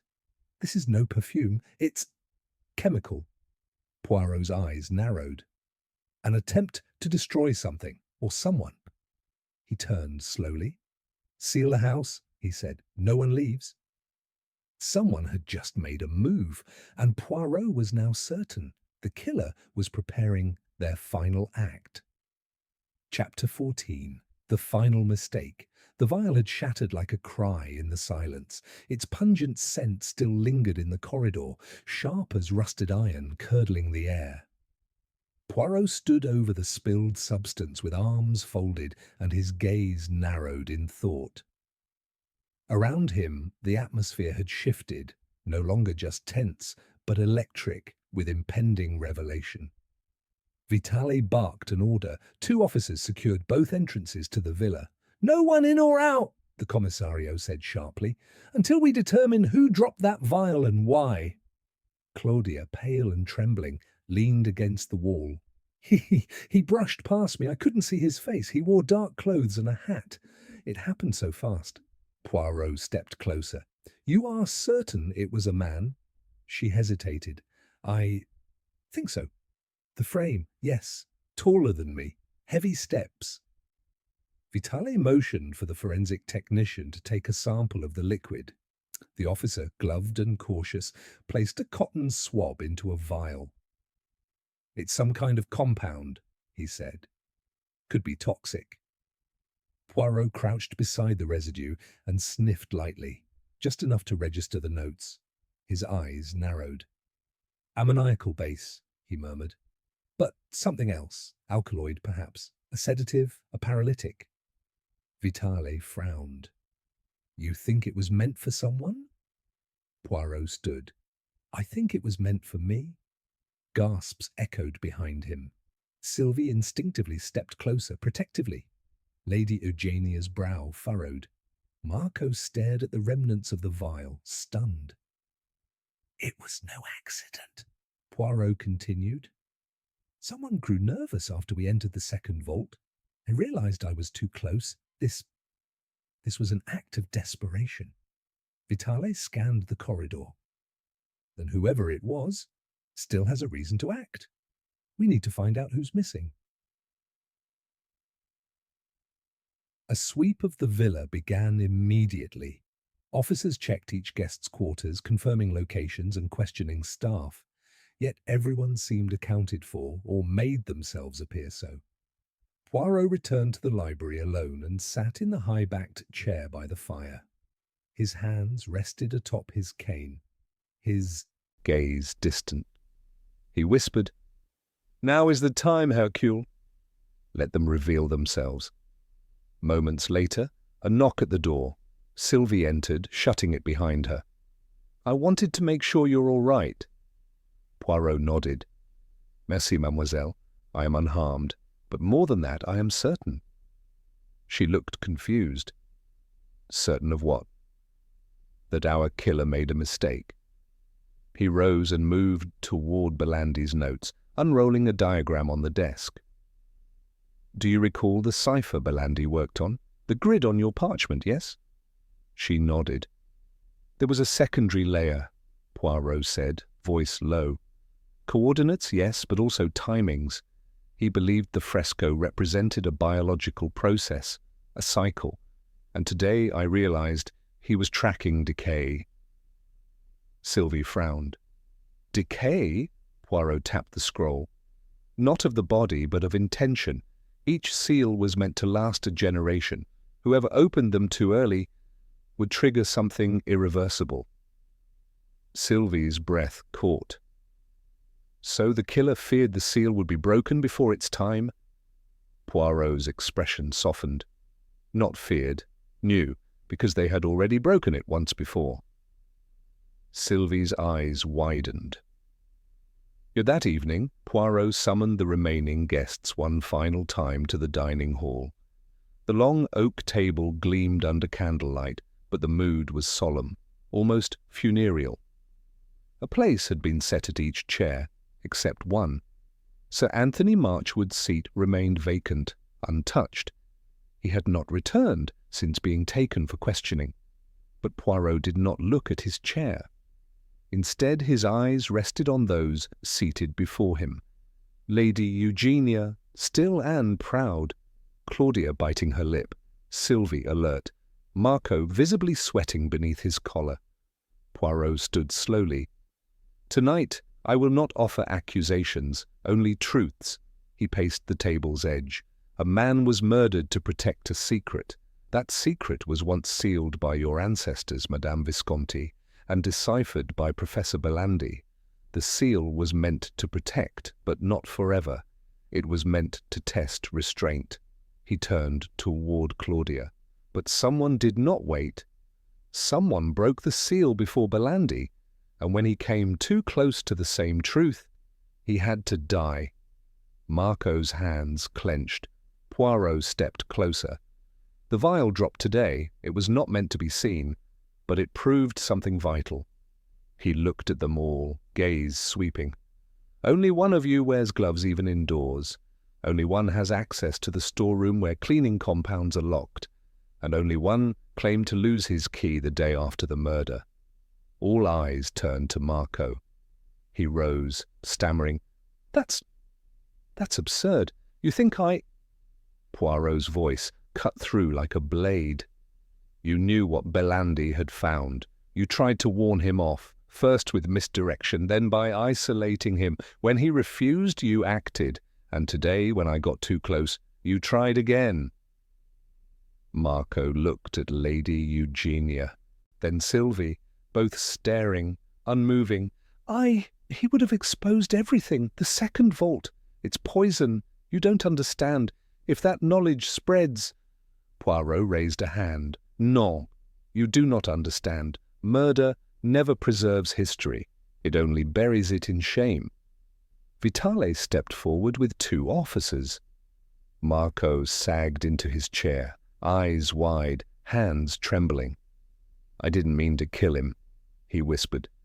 "It was supposed to look like an accident. He wasn't supposed to bleed that much." Poirot looked down, then nodded once.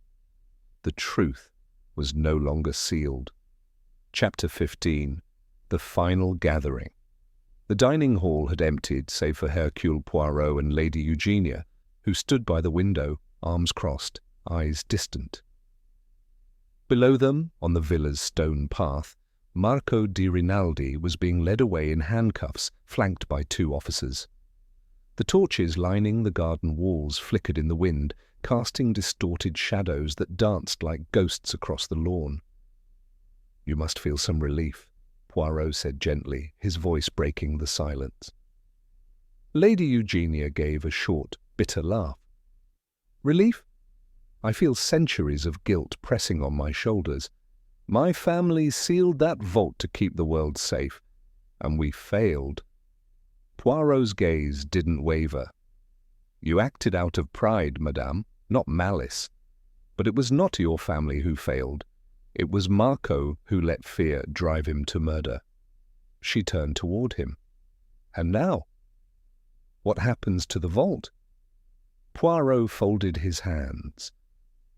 "It remains closed for now. The authorities will evaluate it along with Belandi's journals, but one thing is clear: the knowledge it holds will no longer be controlled by shadows." The next morning, Poirot called a final meeting in the Grand Gallery, the original room that housed the fresco before restoration work had begun. It was a fitting stage for the last act. Only 4 people sat before him now: Lady Eugenia, Claudia, Sylvie, and Commissario Vitale. The fresco behind them was as haunting as ever, its serene figures now symbols of pain, secrecy, and perhaps redemption. Poirot stood in the centre, immaculate as always, his cane resting beside the long table. "My friends," he began, "the mystery of Professor Belandi's death is solved. Marco di Rinaldi, fearful of what Belandi might reveal, orchestrated a murder that he believed would look like an accident. But murder, no matter how clever, always leaves fingerprints, if not on glass, then on the soul." He paced slowly, thoughtfully. "But this case, I must confess, mes amis, was more than a question of who plunged a knife. It was a question of legacy, of trust, of how long secrets can remain buried before they rot from within." He turned to Claudia. "You were the first to sense something was wrong. You saw Belandi change, and that was no small thing. You honored your instinct, and it led us to the truth." Claudia nodded quietly, her eyes glistening.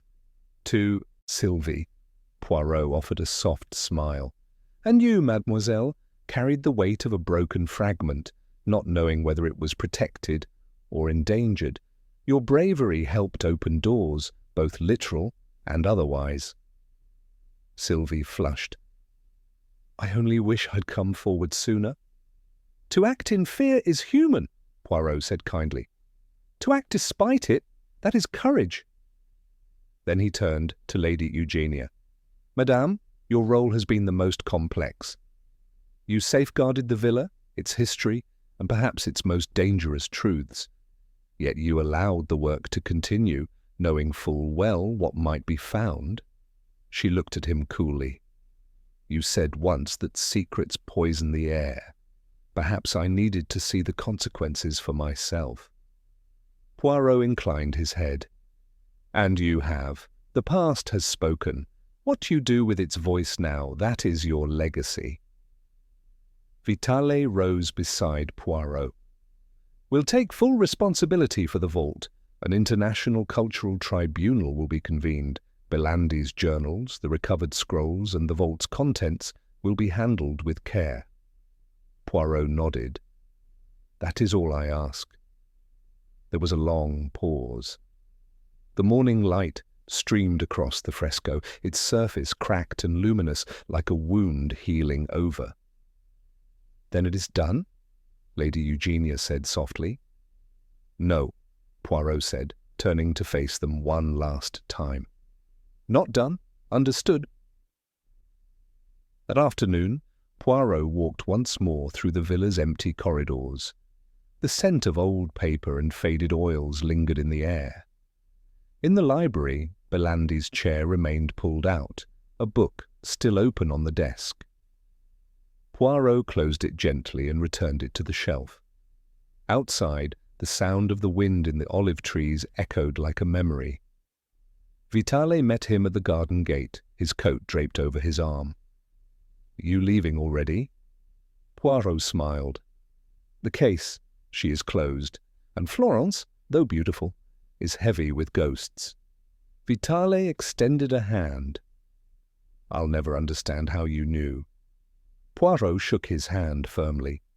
"Ah, mon ami, the truth is always present. It waits for the right moment to show itself. You need only listen." As Poirot stepped into the waiting car, he glanced back once, at the villa, at the fresco, at the centuries of silence broken at last. Chapter 16. The Reveal. 3 days had passed since Marco di Rinaldi's arrest. Florence had returned to its usual elegance, sun-warmed piazzas, lazy gondolas along the Arno, tourists once again admiring the domes of Brunelleschi and Botticelli's masterpieces. But within the ancient stone walls of Villa Visconti, something had irrevocably shifted.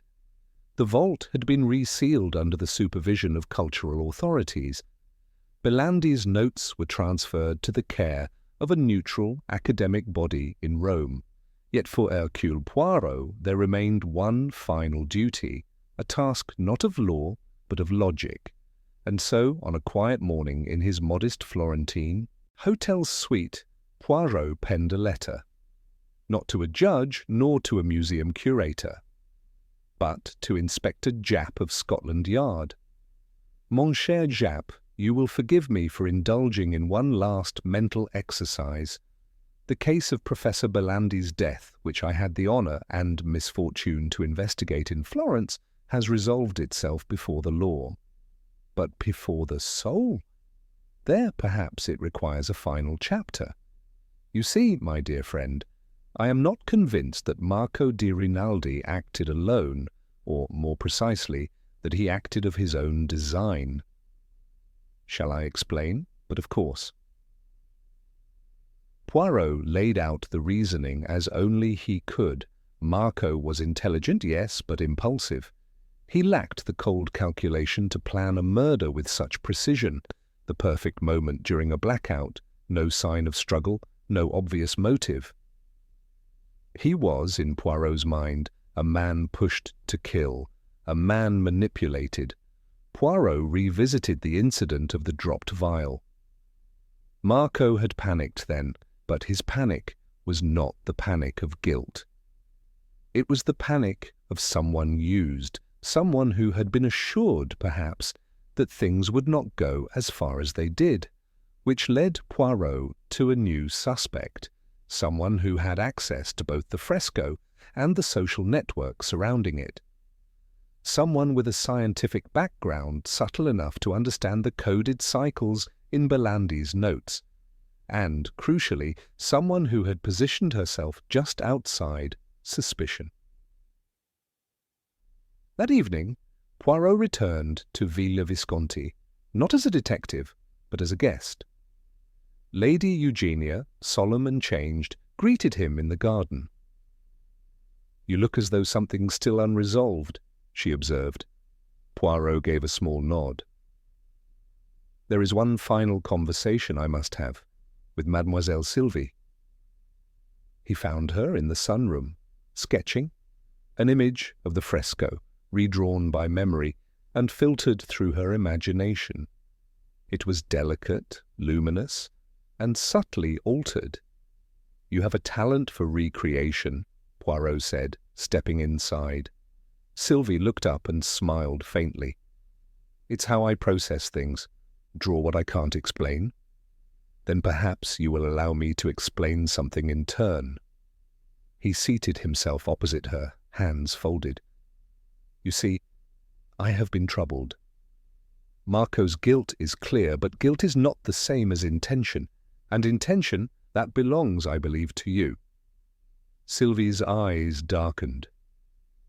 "Excuse me?" Poirot continued calmly. "You were Belandi's assistant.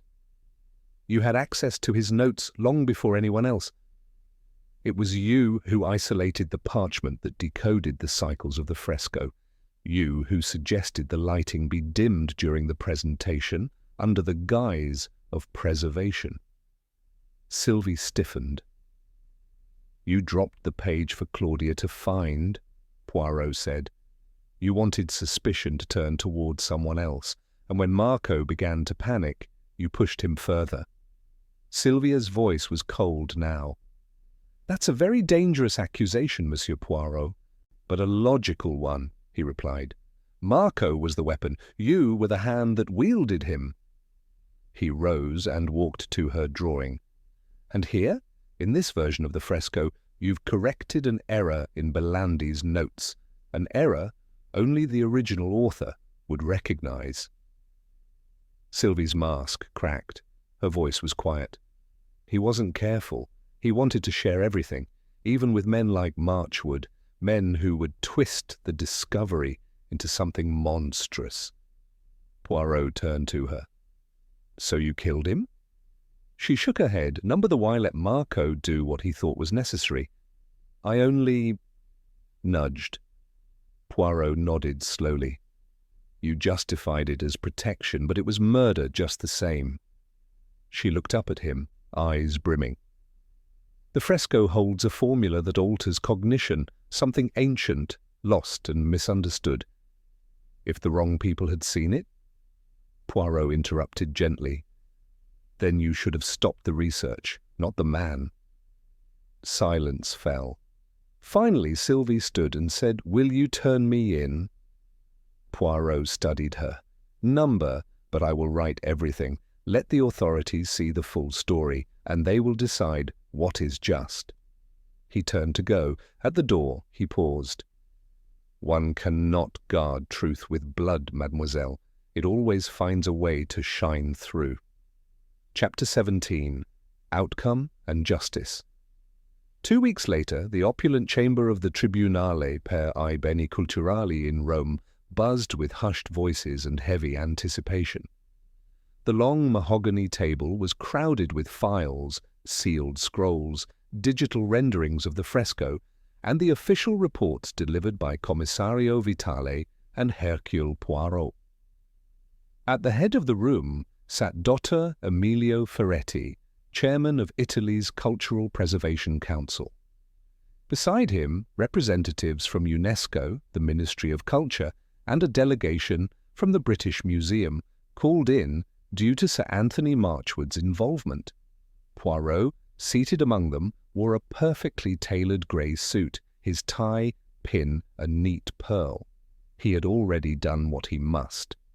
The written testimony, carefully crafted and accompanied by every relevant detail, had been submitted days earlier.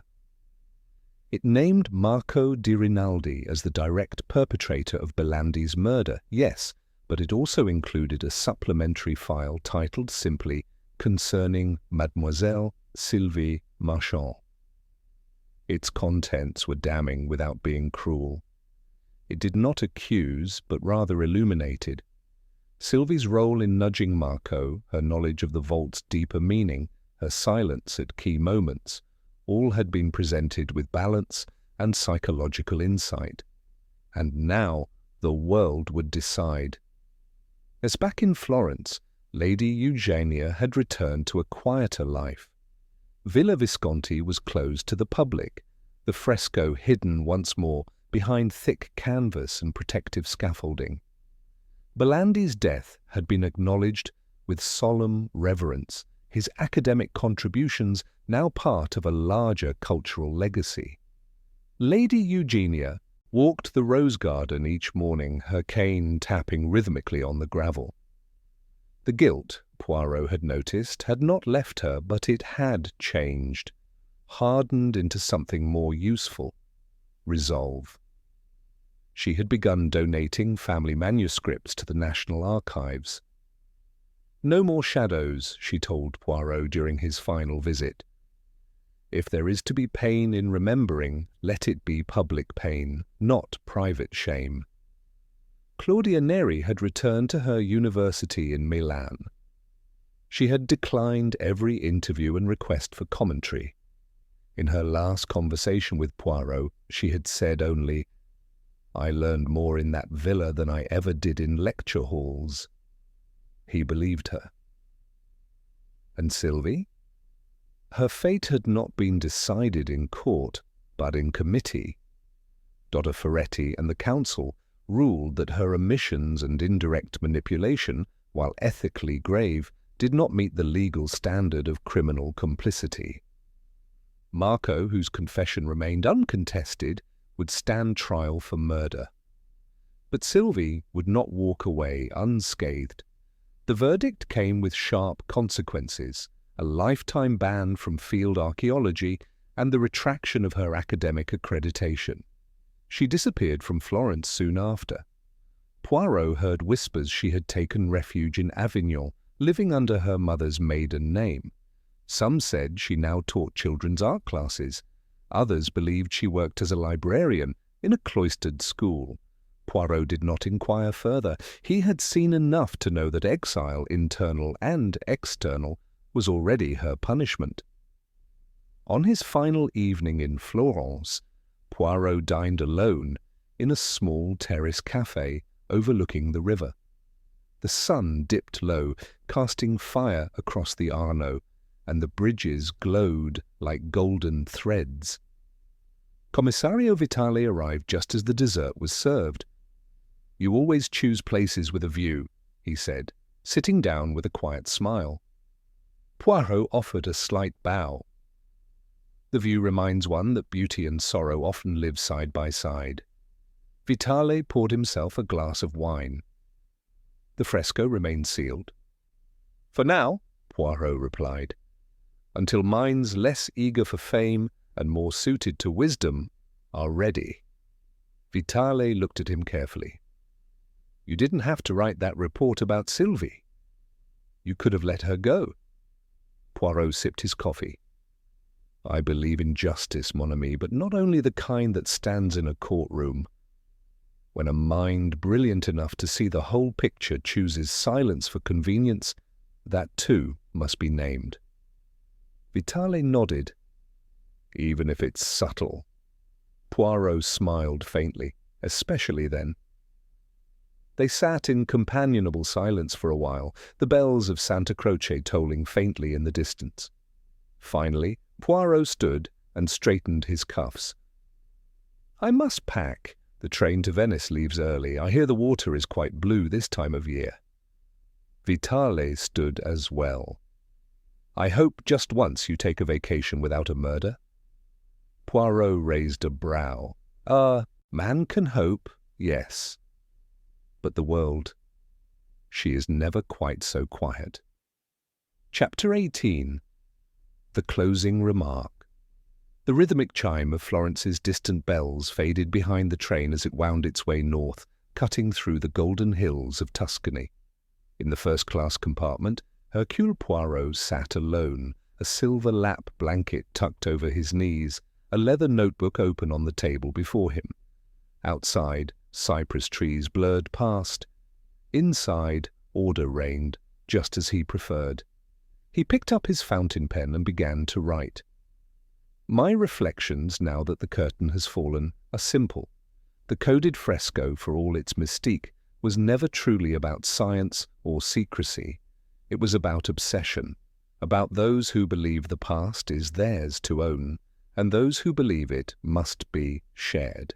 And always, always, such beliefs come with a price. Belandi paid that price with his life, but others, Sylvie, Marco, paid it with their souls." Poirot paused, tapping the pen against the notebook, then added, "It is a dangerous thing to believe one holds truth. More dangerous still, to guard it from others in the name of righteousness. As always, it is not facts that matter most, but the hearts behind them." He leaned back, folding his hands across his waistcoat, eyes drifting shut for a moment.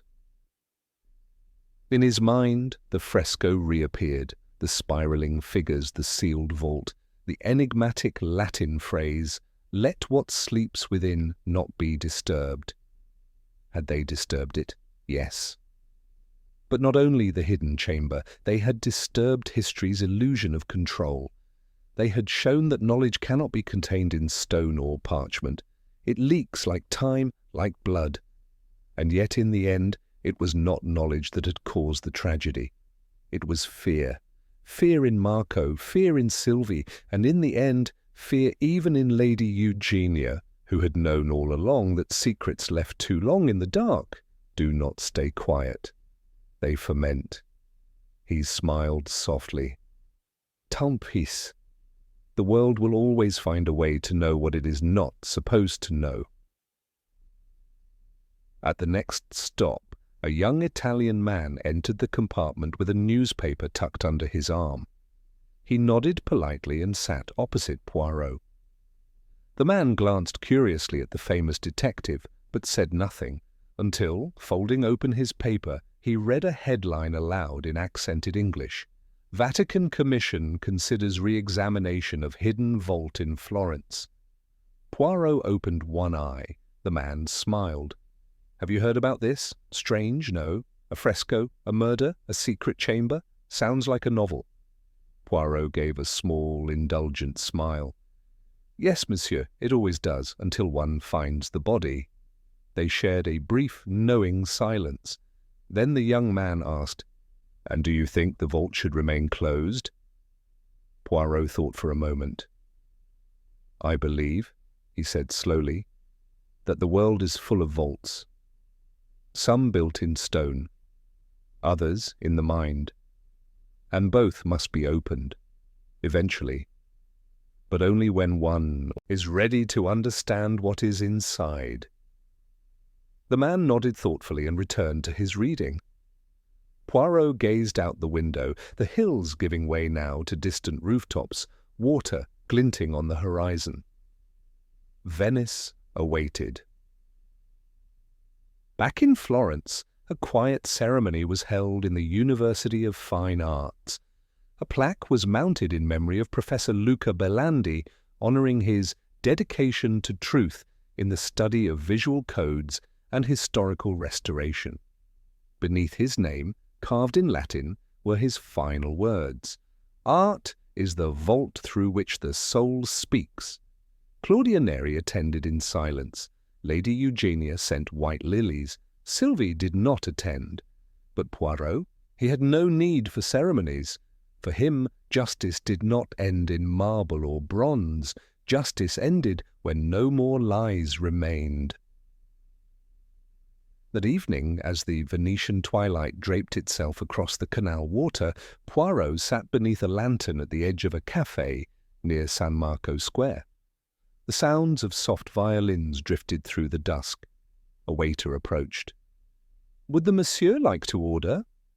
Poirot smiled. Oui, a tisane, lemon verbena, if you please, and one small almond tart. The man nodded and left. Poirot at last allowed himself to rest. Another case closed, another truth uncovered.